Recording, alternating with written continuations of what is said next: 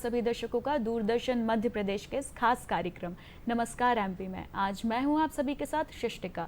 तो दर्शकों, जैसे कि हम हमेशा शुरुआत कार्यक्रम की जैसे करते हैं आप सभी को तिथि बताकर, तो बिल्कुल चलिए सबसे पहले आपको तिथि बता देते हैं। तो चलिए देखते हैं कि आज है विक्रम संवत 2080, माह है, आज माह चल रहा है, माघ माह चल रहा है और आज माघ माह के शुक्ल पक्ष की त्रयोदशी तिथि है। जी हाँ, तारीख है 21 फरवरी और दिन है बुधवार। इसी के साथ कामना करती हूँ कि आप सभी का आज का दिन मंगलमय हो। आगे बढ़ेंगे और डालेंगे नज़र आज के इतिहास में और जानेंगे वो तमाम घटनाएं जो 21 फरवरी के दिन इतिहास में घटित हुई थी। सन 1842 में अमेरिका में सिलाई मशीन का पेटेंट कराया गया था। सन 1948 में स्वतंत्र भारत के संविधान का प्रारूप संविधान सभा के अध्यक्ष के समक्ष रखा गया था। सन 1996 में हबल अंतरिक्ष द्वारा भेजे गए चित्रों की सहायता से ब्लैक होल के अस्तित्व का पता चला था। सन 1999 में पूर्व प्रधानमंत्री अटल बिहारी वाजपेयी जी और पाकिस्तान के पूर्व प्रधानमंत्री नवाज शरीफ जी के बीच लाहौर घोषणा पर समझौता हुआ था।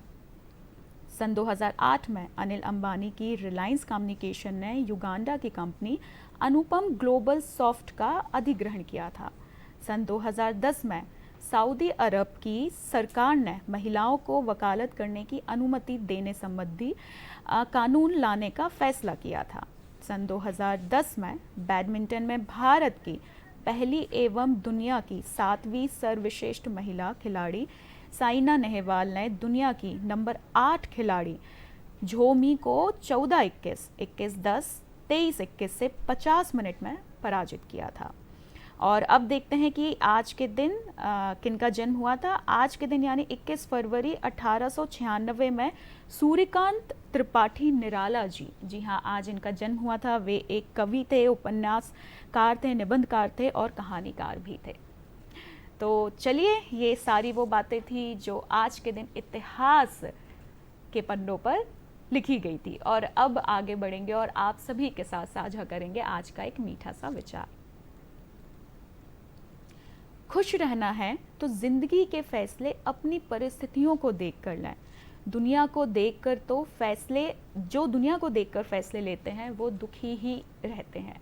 जी हाँ दर्शकों, जाने अनजाने में कहीं ना कहीं हम यही कर रहे हैं। हमें पता भी नहीं चलता और हम अपने जो निर्णय हैं वो देखा सीखी में दूसरों को देखकर ले लेते हैं और इसलिए शायद हमें जो परिणाम है वो हमारे अनुसार नहीं मिलते हैं। इसलिए जो भी आप चाहते हैं उसके अनुसार ही अपने फैसलों को लें, तो परिणाम भी आपके अनुसार ही आपको मिलेंगे। अब आगे बढ़ेंगे और आज क्या खास है ये आपको बताएंगे, लेकिन उसके पहले क्यों ना आज के दिन की शुरुआत एक गणेश वंदना के साथ करी जाए। तो चलिए, हम आपके लिए आज लेकर आए हैं गणेश वंदना। तो चलिए सुनते हैं ये गणेश जी की प्यारी सी वंदना।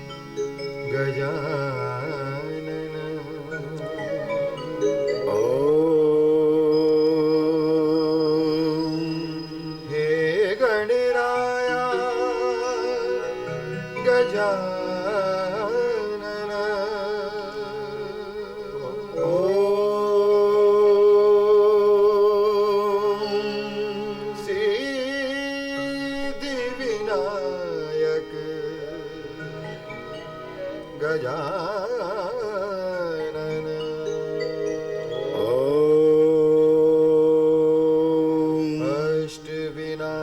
अष्टविनायक गजानन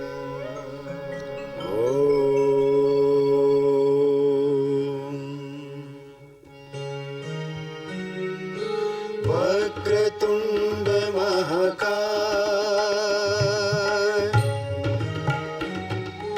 सूर्यकोटि समप्रभा निर्विघ्नं कुरु मे देवा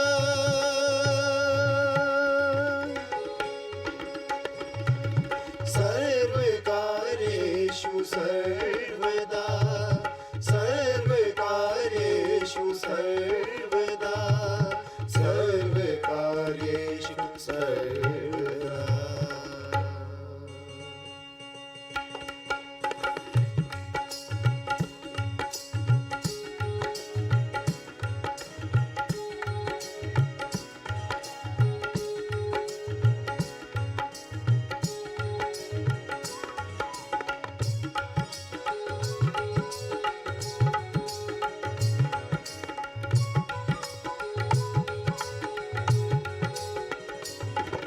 गणपति वंदन गाओ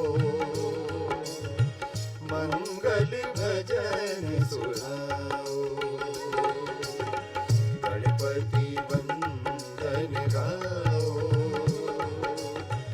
मंगल भजन सुनाओ गौरी नंदन के गुण गाओ शिव नंदन को आज मनाओ गौरी नंदन के गुण गाओ शिव नंदन को आज मनाओ फूलों की अंकुरियां बरसाओ मंगल भजन सुनाओ गणपति वंदन गाओ मंगल भजन सुनाओ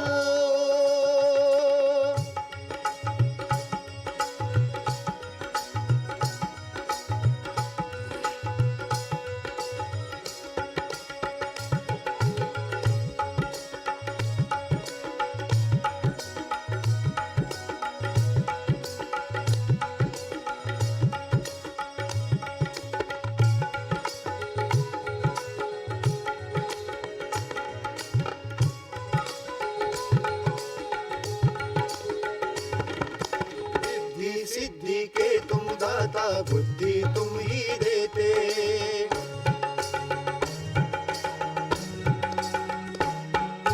रिद्धि सिद्धि के तुम दाता बुद्धि तुम ही देते बिगड़े सारे कामों को तुम पल में हल कर देते पल में हल कर देते गौरी नंदन के गुण गाओ शिव नंदन को आज मनाओ गौरी नंदन के गुण गाओ शिव नंदन को आज मनाओ फूलों की अंकुरियां बरसाओ मंगल भजन सुनाओ गणपति वंदन गाओ मंगल भजन सुनाओ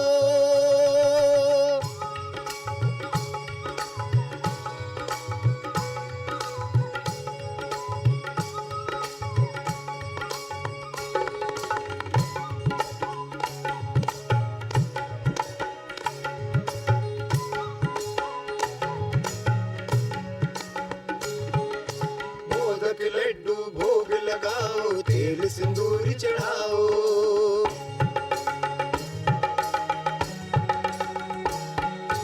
मोदक लड्डू भोग लगाओ तेल सिंदूर चढ़ाओ दयावंत है दया करो प्रभु अपनी कृपा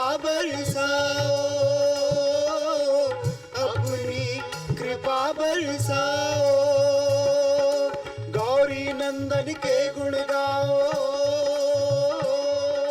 शिव नंदन को आज मनाओ। इतने प्यारे भजन के साथ आज दिन की शुरुआत, क्या बात है। जी हाँ दर्शकों, चलिए अब हम भी इतना प्यारा भजन सुनकर आगे कार्यक्रम में आगे बढ़ते हैं और आप सभी को मिलवाते हैं आज के हमारे मेहमान से जो हमारे साथ स्टूडियो में उपस्थित हैं। तो आइए सबसे पहले मैं स्वागत करूंगी जया केतकी शर्मा मैम का। बहुत बहुत स्वागत है मैम।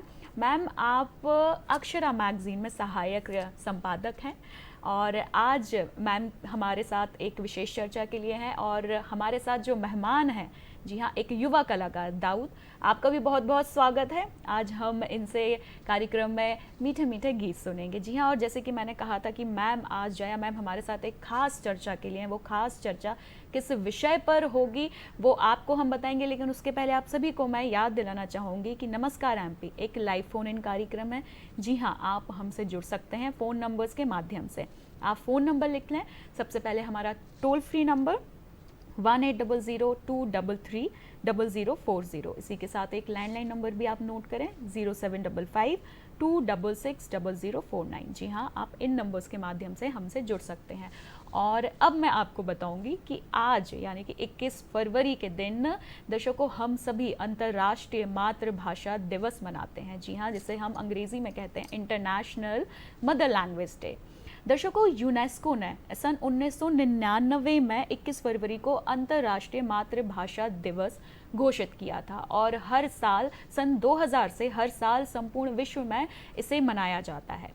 आप सभी को मैं यहाँ बताना चाहूँगी कि यह दिन बांग्लादेश द्वारा अपनी मातृभाषा बांग्ला की रक्षा के लिए किए गए लंबे संघर्ष के लिए भी रेखांकित करता है। जी हाँ, तो जैसे कि मैंने कहा था कि आज जया मैम इसी खास चर्चा के लिए हमारे साथ स्टूडियो में उपस्थित हैं। तो चलिए सबसे पहले मैम से इस बात को समझते हैं कि मातृभाषा का सम्मान करना क्यों ज़रूरी है। सभी को नमस्कार। जैसा कि अभी सृष्टिका जी ने बताया कि आज अंतर्राष्ट्रीय मातृभाषा दिवस है और यह 24वां है। यह 24वां मातृभाषा दिवस है। इससे पहले मैं विनम्र प्रणाम करना चाहूँगी सूर्यकांत त्रिपाठी निराला जी को। आज उनका जन्मदिन है, जैसा कि अभी आपको सृष्टिका जी ने बताया था, और उनकी 2 पंक्तियाँ मैं यहाँ गुनगुनाना चाहूँगी। वीणा वादिनी वरदे प्रिय स्वतंत्र रव अमृत मंत्र नव, रग रग में भर दे वीणा वादिनी वरदे। उनको प्रणाम करती हूँ, वाग्देवी को प्रणाम करती हूँ और अपनी बात शुरू करती हूँ कि मातृभाषा है हमारी पहचान। जब भी हम कुछ बोलते हैं तो उससे पता चलता है कि हम कहाँ से हैं और हम कितना पढ़े लिखे हैं, हमें क्या आता है, हम किस तरह के व्यक्ति हैं। हमारे व्यक्तित्व की झलक देती है मातृभाषा। जी, तो सबसे पहले हमें मातृभाषा को अपनी सम्मान देना चाहिए और इस तरह से उसके विकास के लिए कार्य करना चाहिए। उसका विरोध नहीं करना चाहिए। हम देख रहे हैं कि आज शिक्षा जो है हमारी ज़्यादातर अंग्रेजी भाषा में हो रही है। उसके कुछ कारण हैं, आगे चर्चा में आएंगे। और मैं चाहती हूँ कि हम लोग अपनी मातृभाषा का सम्मान करें। वह कोई भी हो सकती है, मराठी जैसा कि बांग्लादेश की बंगाली, पंजाबी, सिंधी, तमिल, तेलुगु, कोई भी हो सकती है। उसका सम्मान आवश्यक है। उसके कारण ये है कि जब हमें अपने विचार व्यक्त करने या हम कुछ भी सोचते हैं तो सबसे पहले वो हमारे दिमाग में, हमारी भाषा में ही आते हैं और अन्य भाषा में तो हम उनका अनुवाद करके प्रस्तुत करते हैं, तो वो उतने मौलिक नहीं रह जाते हैं जितनी मौलिकता हमारी मातृभाषा के विचारों में होती है। इसलिए हमें आवश्यकता है कि हम अपनी मातृभाषा से जुड़े रहें, उसका सम्मान करें। एक बात और कहना चाहूँगी कि जो मातृभाषा है वह हमारे व्यक्तित्व की उस छवि को प्रस्तुत करती जो हमारे मन की छवि है। मौलिकता तभी आती है कि जब बात हमारे मन से निकले, तो इसलिए भी मातृभाषा का सम्मान होना ज़रूरी है। बिल्कुल सही कहा मैम कि कहीं ना कहीं ये हमारे मन की छवि है। आपने बहुत सुंदर बात बोली है मैम। इसी क्योंकि जब आपने लाइन बोली तो एक बात मेरे दिमाग में है कि कहते हैं कि जो हमारी मातृभाषा है उसका विलुप्त तो होना कहीं ना कहीं हमारी परंपरा का मरना है। बिल्कुल। बिल्कुल सही, ये बात जी। बिल्कुल दर्शकों बिल्कुल सही है कि जब हमारी मातृभाषा से हम दूरी बना लेंगे तो कहीं ना कहीं हम अपनी परंपरा, हम अपनी संस्कृति से भी दूरी बना लेंगे। मैम आगे चलते हैं, और जो आज का दिन है, जो आज का दिन मनाया जाता है, तो मैं चाहूँगी कि आप आज के दिन के उद्देश्य पर भी प्रकाश डालें थोड़ा। हाँ, आज का दिन जब शुरुआत हुई तो वो 17 नवंबर 1999 में ये घोषणा हुई थी कि 21 फरवरी को मातृभाषा दिवस मनाया जाएगा। तो घोषणा करने के संदर्भ में एक कथा है, मैं वो कथा आप लोगों से साझा करना चाहूँगी। वह कथा ऐसी है कि एक युवा ने आत्महत्या कर ली, और जब जानकारी ली गई, उसका जब शोध किया गया कि क्यों उसने आत्महत्या की, इतना अच्छा पढ़ने में लड़का था, ये था, तो जब जांच की गई तो पता चला कि एक पत्र मिला, जो सुसाइड नोट जिसे कहते हैं, आत्महत्या संबंधी पत्र मिला। तो उस पत्र में लिखा हुआ था कि उसने वो पत्र अपनी मातृभाषा में लिखा था, और उस पत्र में उसने लिखा था कि मैं आत्महत्या इसलिए कर रहा हूँ क्योंकि मुझे अंग्रेजी नहीं आती। मैं हर बार अंग्रेज़ी में पीछे हो जाता हूँ और इस बार तो फेल ही हो गया हूँ, और आगे रिज़ल्ट क्या आएगा, और इस बात से घबराकर मैं आत्महत्या कर रहा हूँ। तो जब इससे देखिए कितनी बातें सामने आई कि एक व्यक्ति जिस पे दबाव डाला जा रहा है उस भाषा को पढ़ने का, उस भाषा में पढ़ने का, उस भाषा में आगे बढ़ने का, जो उसकी है ही नहीं। तो मेरा सिर्फ यही सभी से, जो भी इस दिशा में काम कर रहे हैं, अभी नई शिक्षा नीति लागू हो रही है, इन सब से भी कहना ये है कि यदि बच्चों को मातृभाषा की में शिक्षा दी जाएगी तो वो बच्चा आगे बढ़ेगा, वो अपनी बात अच्छे से कह पाएगा, और वो उन प्रश्नों के उत्तर भी अच्छे से दे पाएगा जो उससे किए जाएंगे। तो इसलिए ये दिवस मनाने की पहल शुरू हुई कि हम दिवस मनाना, हमारे देश में हम बहुत सारे दिवस मनाते हैं, गणतंत्र दिवस मनाते हैं, स्वतंत्रता दिवस मनाते हैं, मातृभाषा दिवस, हम हिंदी दिवस मनाते हैं, बहुत सारे दिवस हम मनाते हैं। मैं ये नहीं कह रही हूँ कि हमें दिवस मनाना चाहिए या नहीं, परंतु यदि हमें उससे किसी क्षेत्र में विकास मिल रहा है, यदि उस भाषा का विकास इस तरह से हो सकता है, तो वह दिवस अवश्य मनाया जाना चाहिए। और इससे लोग अवेयर होंगे, मतलब लोग जागरूक होंगे, और जो एकदम पीछे पड़ जाते हैं अपने बच्चों के कि नहीं अंग्रेज़ी में ही पढ़ाई करो, क्यों? क्योंकि वो बाज़ार की भाषा है, वह उनके रोज़गार की भाषा है, आजीविका की भाषा है, इसलिए हम उस पर वो देते हैं, दबाव देते हैं बच्चे पर कि इस भाषा में अध्ययन करो। लेकिन फिर भी मातृभाषा को पकड़ के रखें, उसे छोड़ें नहीं, बच्चों से अपनी भाषा में बात करें, सामान्य कार्य जो हैं वो करें, और अन्य भाषाओं के साथ भी मातृभाषा की पढ़ाई जरूर करवाएं। जी बिल्कुल, मैम ने बिल्कुल सही बात करी कि जब हम अपनी मातृभाषा, जब हम उस भाषा के साथ चलते हैं जिसमें हम सहज हैं, जिसे हम सुनकर बड़े हुए हैं, जिसे हम बोलकर बड़े हुए हैं, तो जो हमारी सहजता का स्तर होता है वो बढ़ जाता है, और हम अपनी प्रतिभा को, हम अपनी काबिलियत को ज़्यादा बेहतर तरीके से भी रख पाते हैं। बिल्कुल, जैसे कि मैंने आपको बताया था कि एक युवा कलाकार हमारे साथ स्टूडियो में उपस्थित हैं, तो चलिए चलते हैं दाऊद की ओर। दाऊद, सबसे पहले हमारे दर्शकों को आप कौन सा गीत प्रस्तुत करना चाहेंगे? नमस्कार, मैं आज आपको एक डिवोशनल सॉन्ग प्रस्तुत करके दिखाऊंगा। जी बिल्कुल। उसका नाम है मत कर माया को अभिमान। तो मैं शुरू करता हूँ। हाँ जी।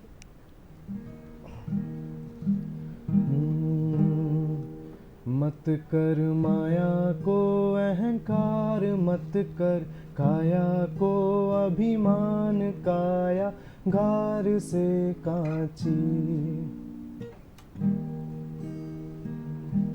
मत कर माया को अहंकार, मत कर काया को अभिमान, काया गार से कांची रे, काया घार से कांची रे, जैसे ओसरा मोती, झोंका पवन का लग जाए, झपका पवन का लग जाए, काया ओस हो जाती।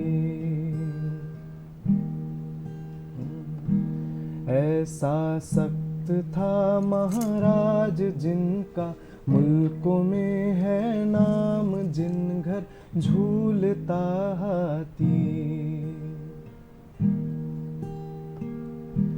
ऐसा सख्त था महाराज जिन घर मुल्कों में था नाम, जिन घर झूलता हाथी, जिन घर झूलता हाथी रे जैसे ओसरा मोती, झोंका पवन का लग जाए झपका, पवन का लग जाए काया ओस हो जाती। शुक्रिया। बहुत बहुत सुंदर दाऊद, बहुत खूबसूरती से आपने इस गीत को गाया। बिल्कुल मैम, जैसे कि आप बोल रहे थे कि विद्यालय में जो बच्चे पढ़ रहे हैं, आपने इस बात का जिक्र किया था, तो मैं यहाँ पर कहना चाहूँगी कि बहुत सारे, अगर देखा जाए,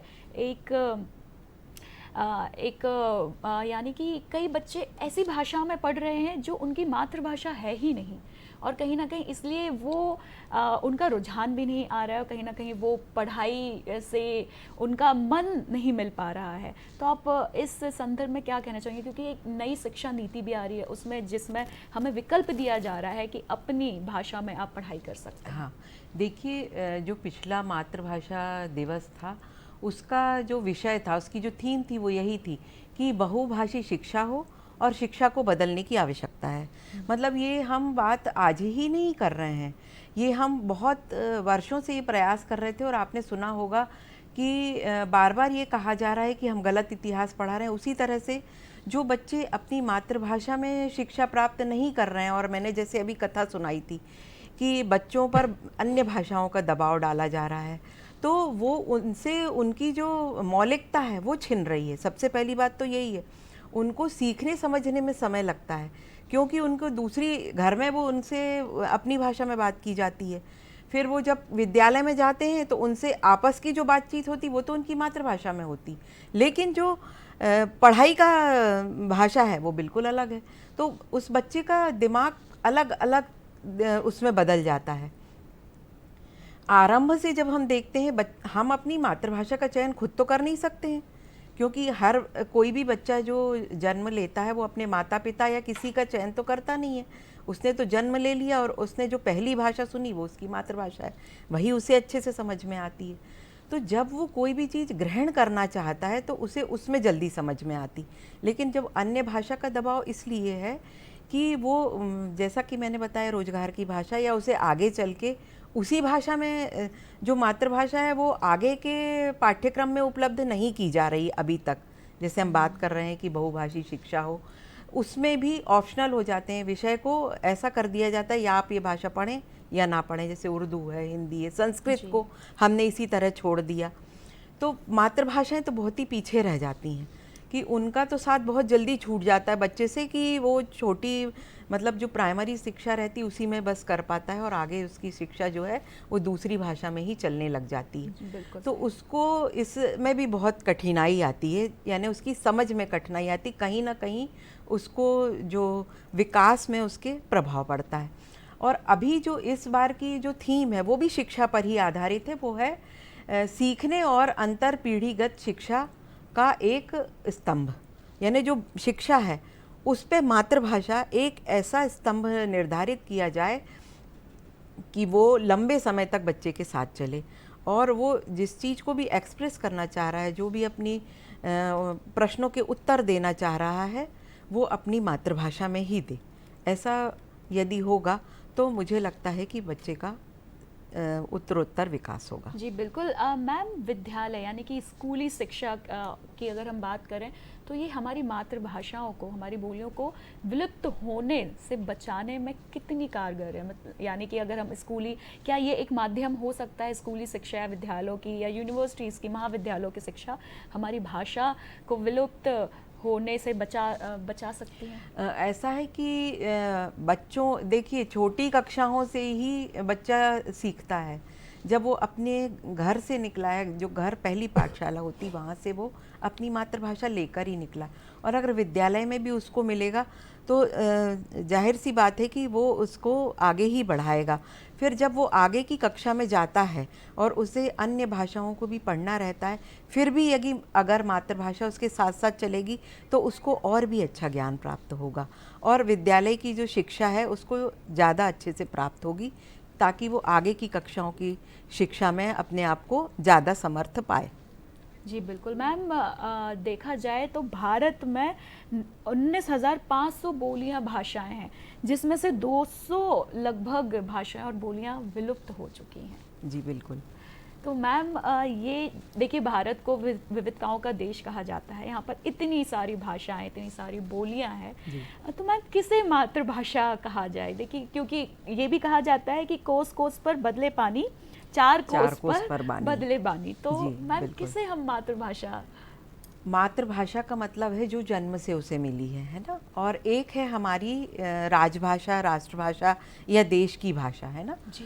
तो जब हमारे देश की बात आती है तो उसमें भी मातृभाषा ऐसे सहयोग करती है। मान लीजिए हम न्याय की बात करते हैं जी, है ना, तो जो न्याय है वो तो बोली और भाषा में दिया नहीं जा सकता है, लेकिन ऐसी कोई व्यवस्था शासन के द्वारा जरूर की जा सकती है कि वो उस व्यक्ति को उसकी भाषा में समझा तो सके। कई बार ऐसा होता है कि आपने जैसे बताया बहुत सारी बोली भाषाएं हैं, बहुत सारी मृत हो गई। मृत होने का कारण भी यही था कि उनको किसी ने जीवित रखने का प्रयास ही नहीं किया, या तो वो वहाँ से व्यक्ति स्थानांतरित हो गया तो उसकी बोली भाषा बदल गई, क्योंकि जब रोजगार की तलाश में व्यक्ति यहाँ से वहाँ जाता है तो उसको उस भाषा को ग्राह्य करना पड़ता है जो वहाँ की बोली भाषा है, बिल्कुल सही, वहाँ की भाषा है, वहाँ के आम आदमी के समझ की भाषा है। तो इस तरह से उसकी जो भाषा है उसमें परिवर्तन आने लगता है। तो मरने का कारण जो है वो ये हो सकता है। दूसरा ये है कि हम शिक्षा में बहुत आगे तक इनको नहीं ले जा सकते, बोलियों को नहीं ले जा सकते। फिर भी आप देखिए बहुत सी बोलियों के निमाड़ी, मालवी, बघेली, यानी सिर्फ मैं मध्य प्रदेश की बात कर पाऊंगी, ये और भी देशों के लिए और भी क्षेत्रों के लिए और भी राज्यों के लिए संभव है।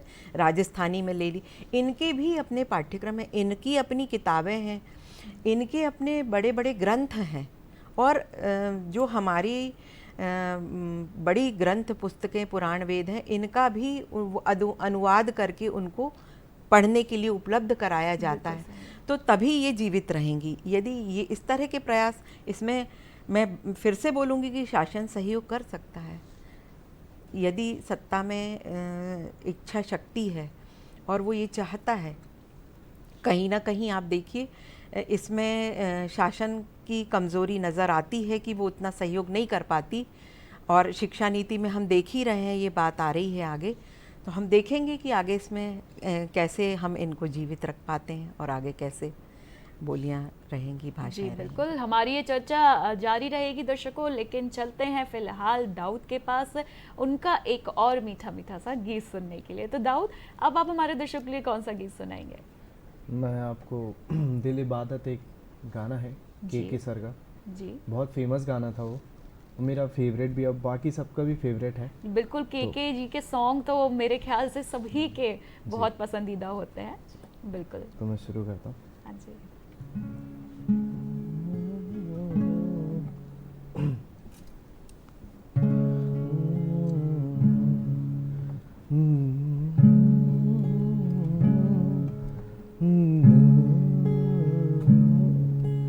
दिल इबादत कर रहा है, धड़कने मेरी सुन,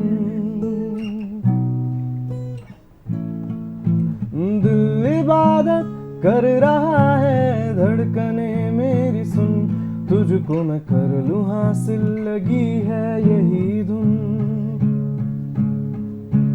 जिंदगी की शाख से लूं कुछ हंसी पल में चुन, तुझको मैं कर लूं हासिल, लगी है यही धुन।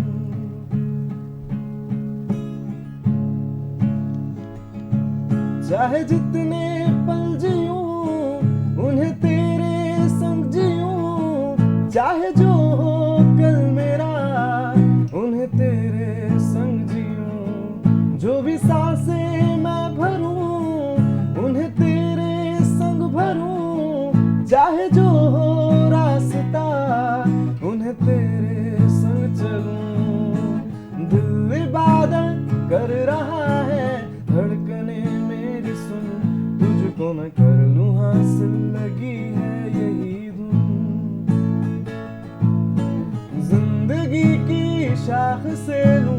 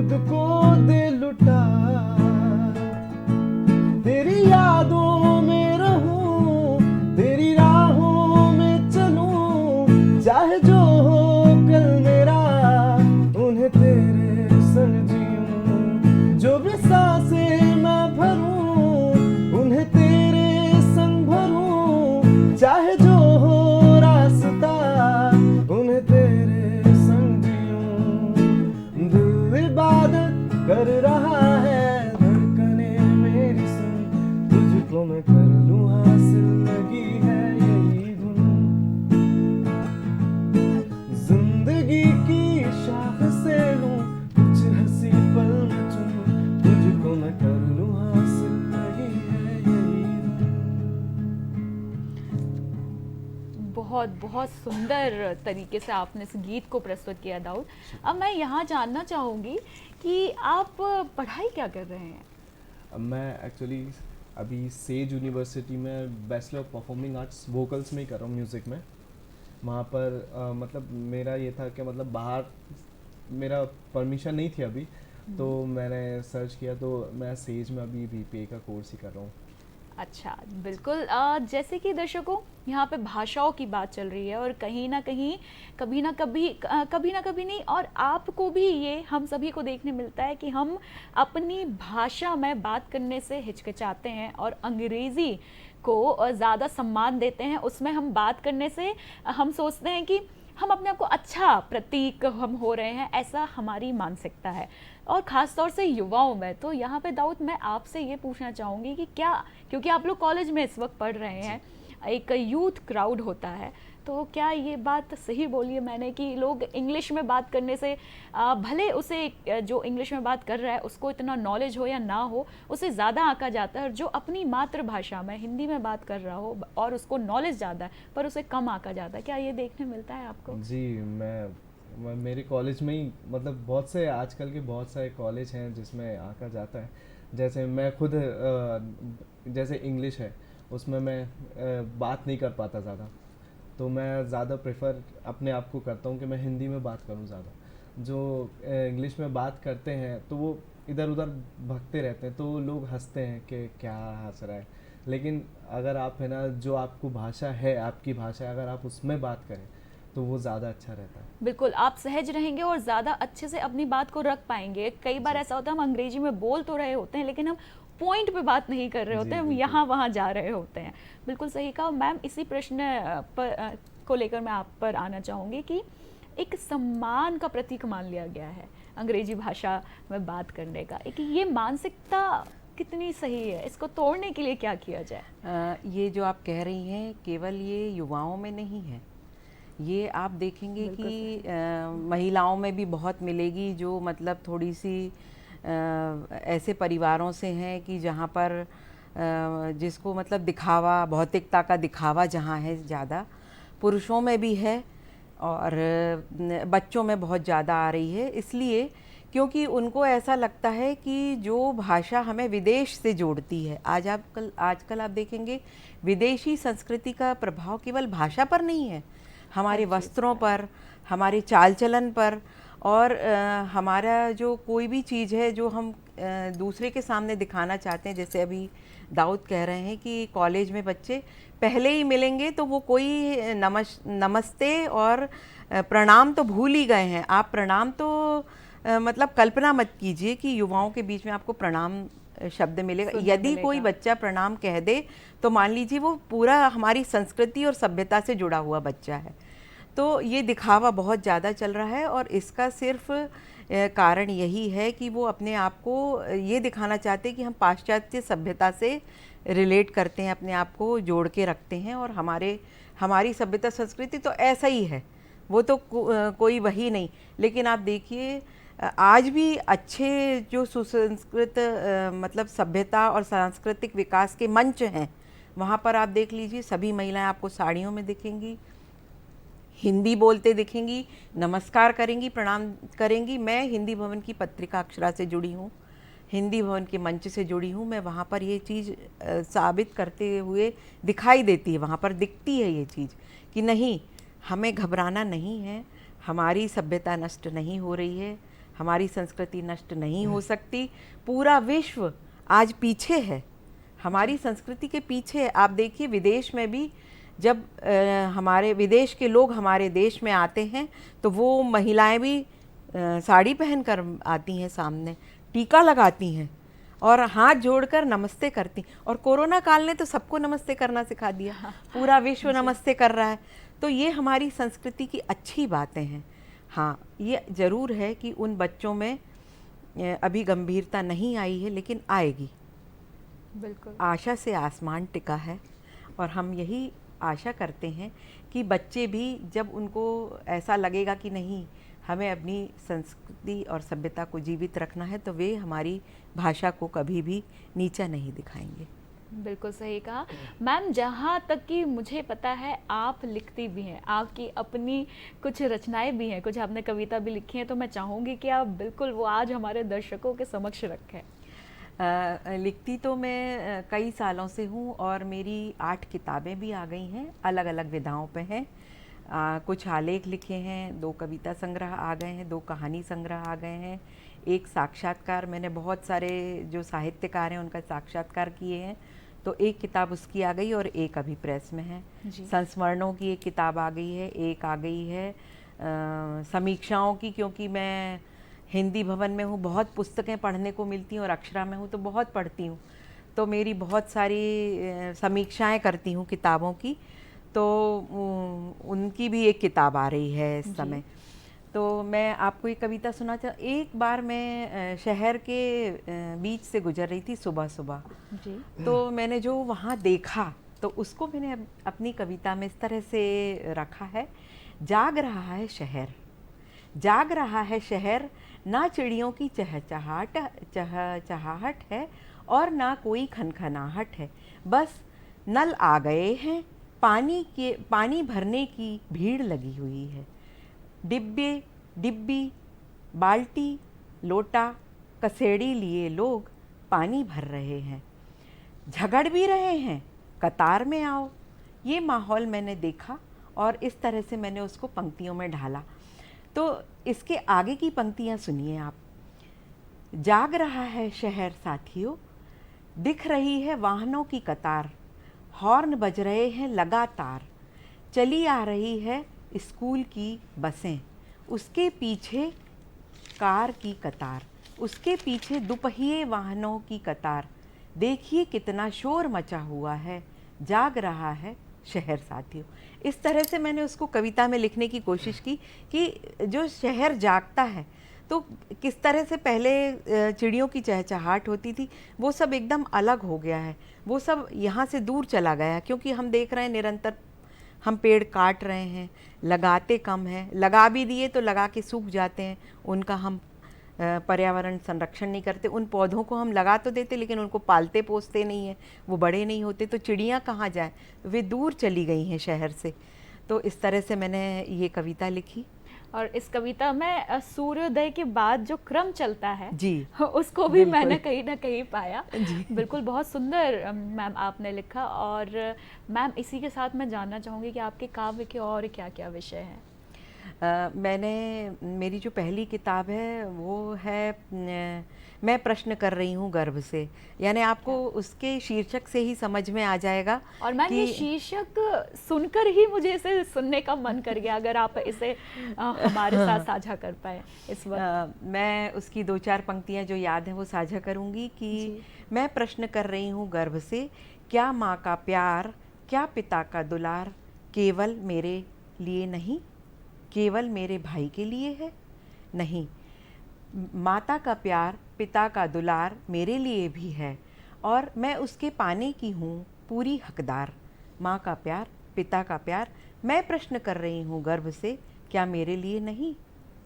ये उसकी पंक्तियाँ हैं। और इसी तरह से अन्य चीज़ें जो भाई को दी जा रही हैं वो मेरे लिए नहीं है क्या, ये मैं गर्भ से प्रश्न कर रही हूँ।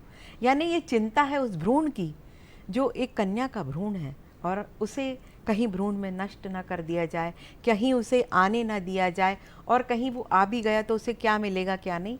तो इस तरह से ये मेरी कविता है, संवेदनाओं से भरी। जी। बहुत और भी कुछ विषय हैं। एक है नींद आती नहीं है ख्वाब चले आते हैं, ये मेरे दूसरे कविता संग्रह का शीर्षक है। तो उसमें भी इसी तरह की बात है कि मैं जाग रही हूँ, जागते हुए स्वप्न देख रही हूँ और उसका पूरा वर्णन है कि मुझे नींद तो आ नहीं रही लेकिन तमाम ख्वाब दिख रहे हैं कि मुझे ये करना है, ये करना है, इसके लिए ये करना, बच्चों के लिए ये करना है, बच्चियों के लिए ये करना है। इस तरह का ये गीत है। जी बिल्कुल, बिल्कुल मैम। और दाऊद, मैं आपसे जानना चाहूँगी कि आपने जो गीत सुना है वो बहुत मीठे मीठे, बहुत प्यारे और बहुत अच्छे खूबसूरती से आपने गाए। क्या आपने खुद की भी कोई कॉम्पोजिशंस लिखी हुई है? जी, मैंने रिसेंटली अभी एक गाना बनाया था अपने दोस्त के साथ। मैंने उसमें लिरिक्स लिखे थे। मैं ऐसे ही एक दिन बैठा था तो मैंने तानपुरा लगा के गुनगुना रहा था, तो ऐसे ही लिरिक्स आ गए मुंह पे, तो वो मैंने एक कंपोजिशन के रूप में लिख दिए थे। क्या बात है, आप मतलब यूं ही आपने एक गीत लिख लिया, गीत बना लिया। बिल्कुल, जी। तो उस गीत को हमारे साथ, हमारे दर्शकों के साथ साझा करें, मैं चाहूँगी। जी। और गीत के कुछ बोल क्या थे? तू मेरी हीर मैं तेरा रांझा, बिल्कुल, उसके शुरू की। हाँ जी।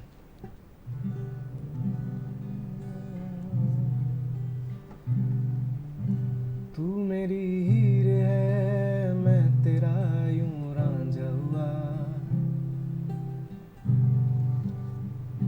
तू मेरी हीर है मैं तेरा यूं रांझा हुआ, तू मेरी हीर है मैं तेरा यूं रांझा हुआ, ख्वाबों से टूटा एक तारा तू है मेरा, सजदों में मांगा एक इशारा हुआ, तू मेरी हीर है मैं तेरा यूं रांझा हुआ, ख्वाबों से टूटा एक तारा तू है मेरा, सजदों में मांगा एक इशारा हुआ,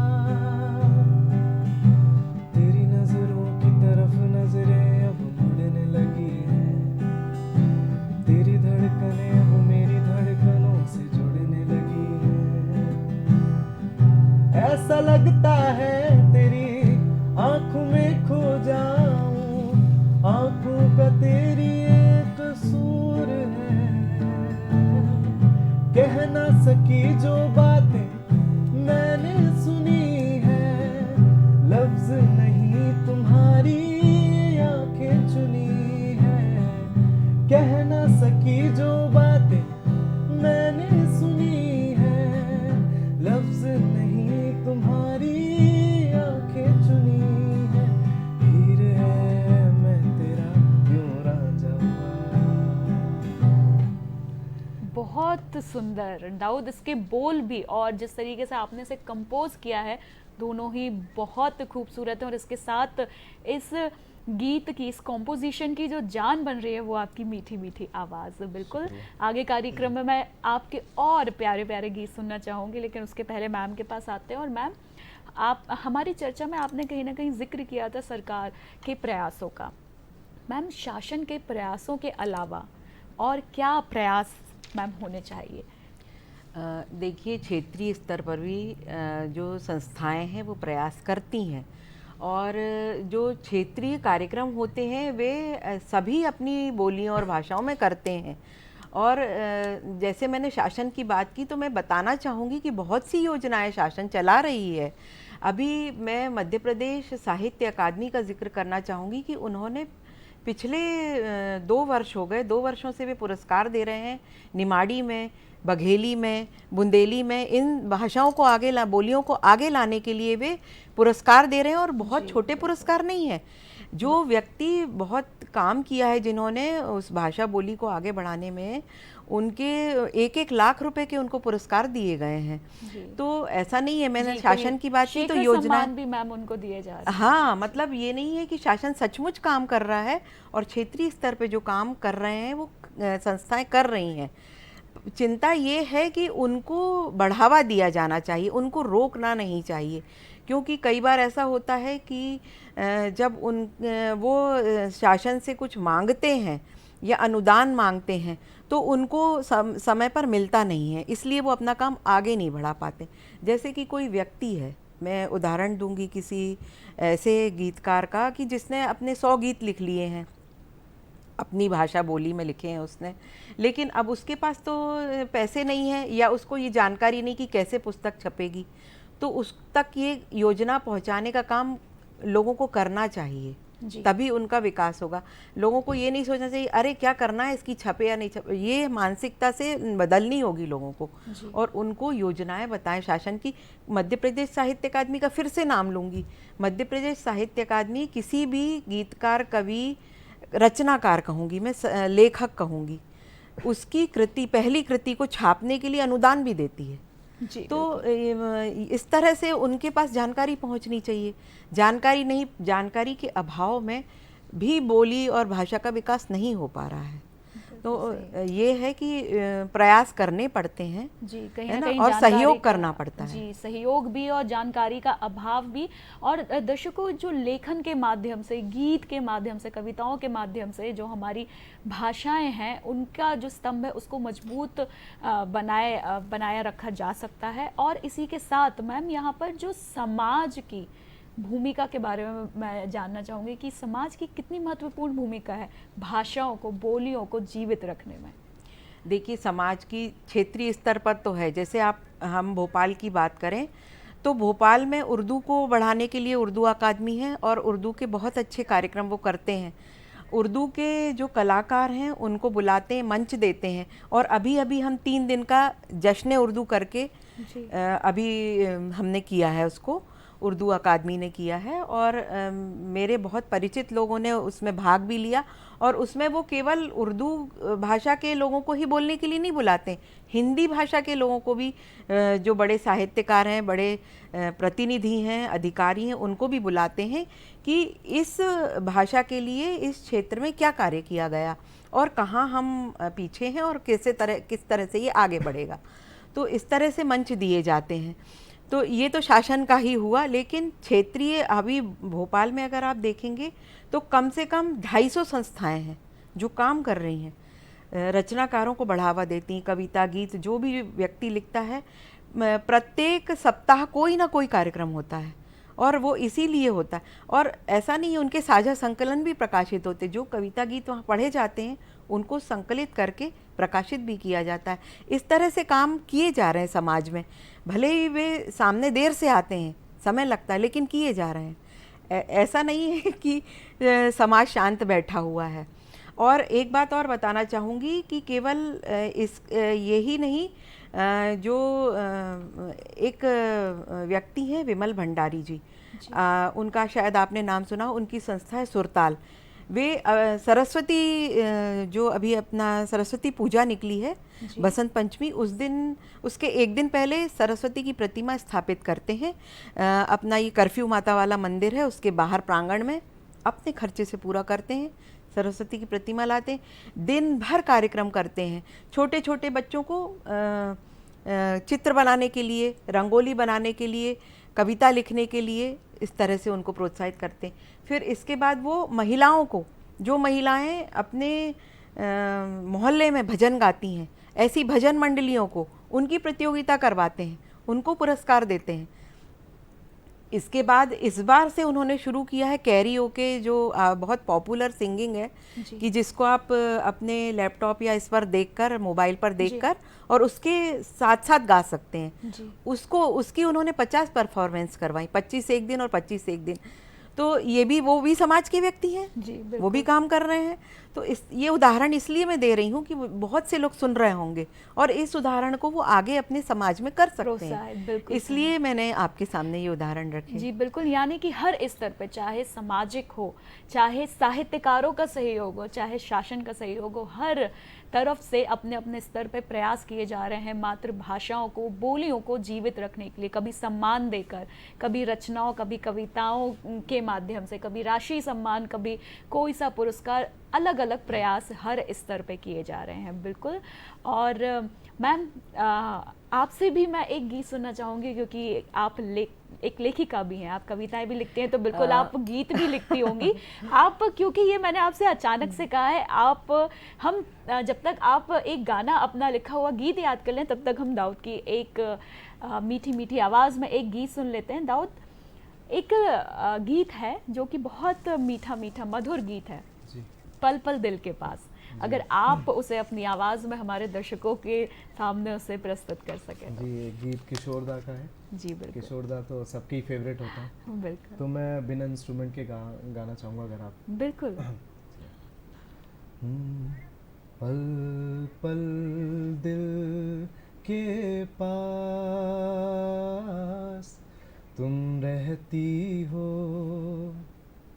जीवन मीठी प्यास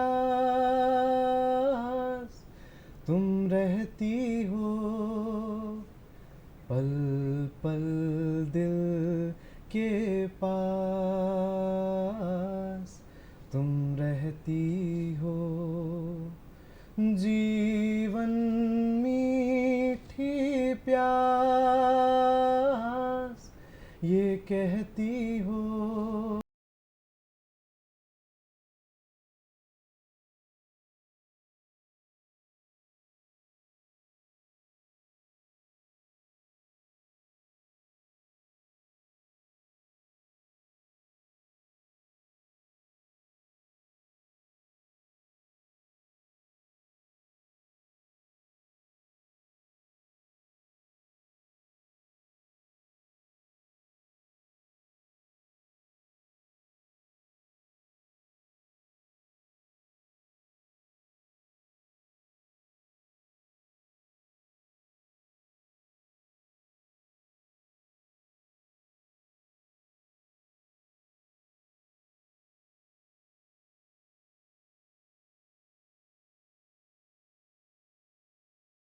था कि इस गीत को आप बहुत खूबसूरती के साथ प्रस्तुत करेंगे और बिल्कुल मैं सही थी।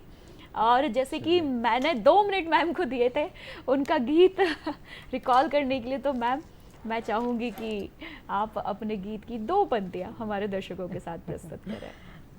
मैंने कुछ होली गीत लिखे हैं और मुझे हिंदी भवन के होली के कार्यक्रम में गाने का सौभाग्य भी मिला है, और पिछली बार जो मैंने गीत गाया था उसकी कुछ पंक्तियाँ आपके साथ मैं गुनगुना रही हूँ।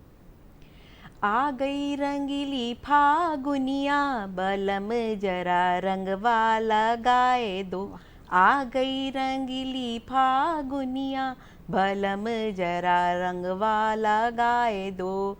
12 बरस की ब्याह के आई, 12 बरस की ब्याह के आई।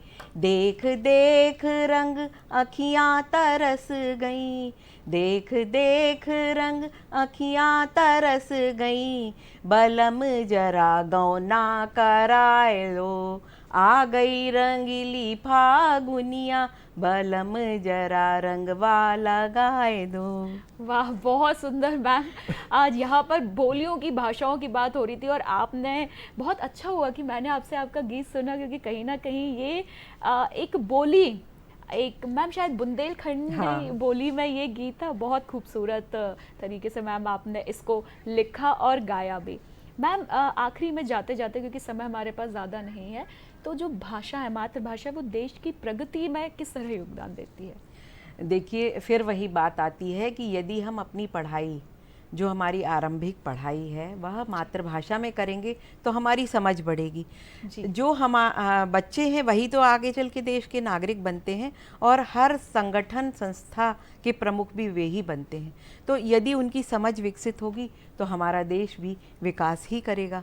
तो मातृभाषा हमारे देश के विकास में, समाज के विकास में, संस्कृति सभ्यता के विकास में हर तरह से सहयोगी बन सकती है।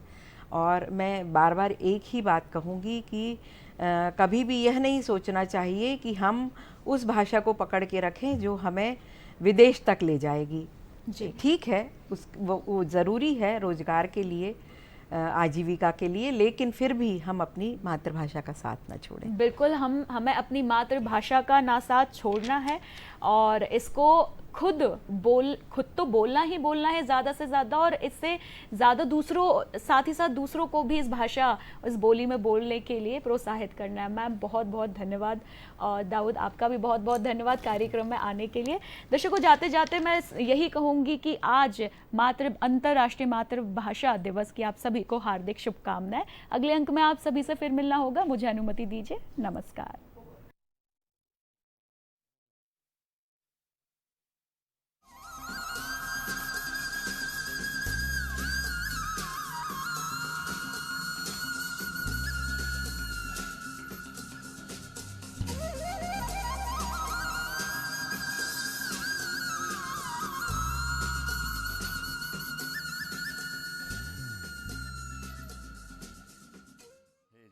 रचना